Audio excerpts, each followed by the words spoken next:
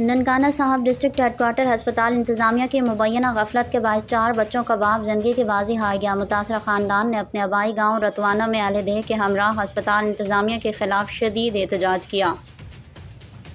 मुज़ाहिरीन का कहना था कि तिब्बी अमले की नाअहली रोज़ाना इंसानी जानें निगल रही है, लेकिन नोटिस देने वाला कोई नहीं। ननकाना साहब के नवाई गाँव रतवाना में लवाहिकीन और अहले इलाका ने डिस्ट्रिक्ट हेडक्वार्टर हस्पताल के नाकिस कारकर्दगी के ख़िलाफ़ शदीद एहतजाज किया। आज ननकाना DHQ हस्पताल ने डॉक्टर्स की मुबैना गफलत के बायस जान के बाजी हारने वाले शख्स ने अहल खाना ने भरपूर एहतजाज किया। मुज़ाहिरीन ने MS और हस्पताल इंतज़ामिया के ख़िलाफ़ शदीद नारेबाजी की और चीफ मिनिस्टर पंजाब मरीम नवाज़ और DC ननकाना से फौरी एक्शन लेने का मुतालबा किया है।